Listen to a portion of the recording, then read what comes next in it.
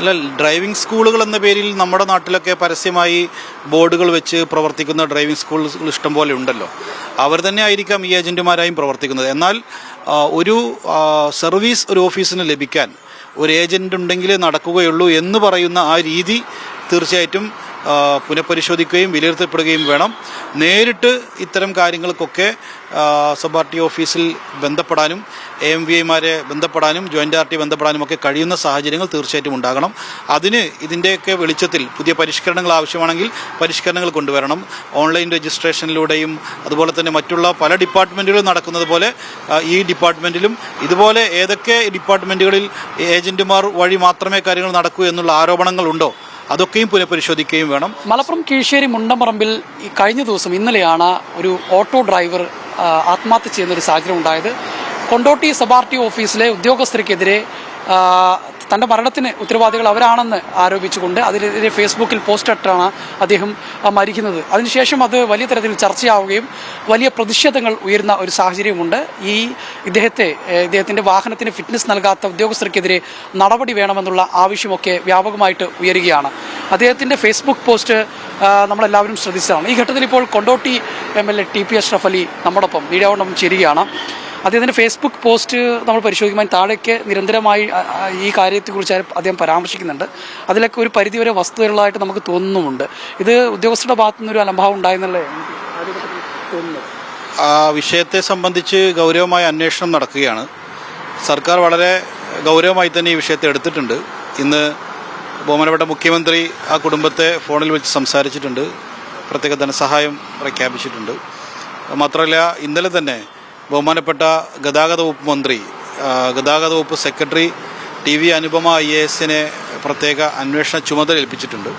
അപ്പോൾ എവിടെയാണ് ഇതിൽ ഉത്തരവാദിത്തക്കുറവ് വന്നത് എന്നുള്ളതിനെക്കുറിച്ച് ആ അന്വേഷണ റിപ്പോർട്ടിൽ തീർച്ചയായിട്ടും പരാമർശമുണ്ടാവും. ഉദ്യോഗസ്ഥരുടെ ഭാഗത്തുനിന്ന് വീഴ്ച വന്നിട്ടുണ്ടെങ്കിൽ ശക്തമായ നടപടി ഉണ്ടാകുമെന്നുള്ളതും ഗവൺമെൻറ് വ്യക്തമാക്കിയിട്ടുള്ളതാണ്. നമ്മുടെ എല്ലാവരുടെയും താല്പര്യവും ഗവൺമെൻറ് നയവും ഏതൊരു സാധാരണക്കാരനും അവരുടെ സംതൃപ്തികരമായ രീതിയിലുള്ള സർവീസ് ഓഫീസുകളിൽ നിന്ന് ലഭിക്കണമെന്നുള്ളത് തന്നെയാണ്. അതിലൊരു വീഴ്ചയും ഉണ്ടാവാൻ പാടില്ല. സർവീസ് അവകാശ നിയമം, സേവനാവകാശ നിയമം നമ്മുടെ രാജ്യത്തുണ്ട്. അതുകൊണ്ട് തന്നെ അത്തരത്തിലുള്ള ആനുകൂല്യങ്ങളും അവകാശങ്ങളും ഒരു ഉപഭോക്താവിനുണ്ടാകുന്നിരിക്കെ ഇടനിലക്കാരുണ്ടെങ്കിൽ മാത്രമേ കാര്യങ്ങൾ നടക്കൂ എന്നുള്ള ഒരു സ്ഥിതി ഉണ്ടെങ്കിൽ ഗൗരവമായി ആ വിഷയത്തെ എടുക്കും. അതിനെല്ലാത്തിനെയും മറികടന്നുകൊണ്ട് ഡയറക്റ്റ് ഓഫീസുകളിൽ നിന്ന് സാധാരണക്കാരന് സേവനങ്ങൾ ലഭിക്കുന്ന ഒരു സാഹചര്യം സൃഷ്ടിക്കപ്പെടുക തന്നെ ചെയ്യും. ട്രാൻസ്പോർട്ട് കമ്മീഷണറുടെ റിപ്പോർട്ട് ഇന്നലെ പുറത്തു വന്നിരുന്നു. അതിൽ പൂർണ്ണമായും ഉദ്യോഗസ്ഥരെ സംരക്ഷിക്കുന്ന തരത്തിലുള്ള ഒരു സമീപനമാണ്, അല്ലെങ്കിൽ ആ ഉദ്യോഗസ്ഥരെ സംരക്ഷിക്കുന്ന രീതിയിലാണ് ആ റിപ്പോർട്ട് വന്നിരിക്കുന്നത്. അത് ഒരു പ്രാഥമിക റിപ്പോർട്ടായി മാത്രം തീർച്ചയായിട്ടും വിശദമായ അന്വേഷണം നടത്തുന്നത് ഗതാഗത വകുപ്പ് സെക്രട്ടറിയാണല്ലോ. പ്രാഥമിക അന്വേഷണത്തിൻ്റെ അപ്പുറത്ത് അതിൻ്റെ വിശദമായ അന്വേഷണങ്ങൾ വരട്ടെ. ഇന്നലത്തെ തന്നെ അദ്ദേഹത്തിൻ്റെ ഫേസ്ബുക്ക് പോസ്റ്റും അദ്ദേഹത്തിൻ്റെ വീഡിയോയും എല്ലാം മാധ്യമങ്ങളിൽ വന്നതാണ്. നേരത്തെ ഉണ്ടായിരുന്ന മോഡിഫിക്കേഷനിൽ നിരവധിയായ കാര്യങ്ങൾ റിമൂവ് ചെയ്തുകൊണ്ട് വീണ്ടും അദ്ദേഹം വന്നപ്പോൾ ഉള്ള മോഡിഫിക്കേഷൻ നിയമപരമാണോ അല്ലയോ എന്നുള്ളതാണ് ഇപ്പോൾ ഇനി പരിശോധിക്കേണ്ടത്. അത് നിയമപരമായി ഉൾക്കൊള്ളിക്കാവുന്ന വിധത്തിലാണെങ്കിൽ എന്തുകൊണ്ടത് നൽകാൻ താമസമുണ്ടായി എന്നുള്ളൊരു ചോദ്യമുണ്ട്. ഈ വിഷയവുമായി ബന്ധപ്പെട്ട് നമ്മൾ കൊണ്ടോട്ടി ജോയിൻ്റ് RT ഓഫീസിലുമായി ബന്ധപ്പെടുമ്പം അവിടുന്ന് ഉദ്യോഗസ്ഥരിൽ നിന്ന് ലഭിക്കുന്നവരും ഈ ഓഫീസിൽ കൃത്യമായി ഉദ്യോഗസ്ഥരില്ലാത്തൊരു പ്രശ്നമുണ്ട്. അതിൻ്റെ പേരിൽ എൻഫോഴ്സ്മെൻറ്റിൽ നിന്നൊക്കെ പല ഉദ്യോഗസ്ഥർ താൽക്കാലികമായി വരുന്നുണ്ട്. അങ്ങനെയുള്ള ഒരു ഉദ്യോഗസ്ഥനായിരുന്നു കഴിഞ്ഞ ദിവസം അദ്ദേഹം ആ വീഡിയോയിലൊക്കെ കാണുന്നത് എന്നുള്ളതാണ്. സത്യത്തിൽ കൊണ്ടോട്ടി ജോയിൻ്റ് RT ഓഫീസ് ഉദ്യോഗസ്ഥരില്ലാതെ ബുദ്ധിമുട്ടാകുന്ന ഒരു അവസ്ഥയിലാണ്. അങ്ങനെ ഒരു അവസ്ഥ ഉണ്ടായിരുന്നു. 2025 ഡിസംബറോട് കൂടിയാണ് ഇത്തരം സംഭവവികാസങ്ങളൊക്കെ അവിടെ ഉണ്ടാവുന്നത്. ഈ ഗവൺമെൻറ് വന്നതിന് ശേഷം ഞാൻ തന്നെ RD ഓഫീസിൽ സന്ദർശിക്കുകയും ഇത്തരം വിഷയങ്ങൾ അവർ ശ്രദ്ധയിൽപ്പെടുത്തുകയൊക്കെ ചെയ്തതിൻ്റെ അടിസ്ഥാനത്തിൽ ബഹുമാനപ്പെട്ട ഗതാഗത വകുപ്പ് മന്ത്രി CP ജോണിനെ ഞങ്ങൾ നേരിട്ട് സന്ദർശിച്ചു.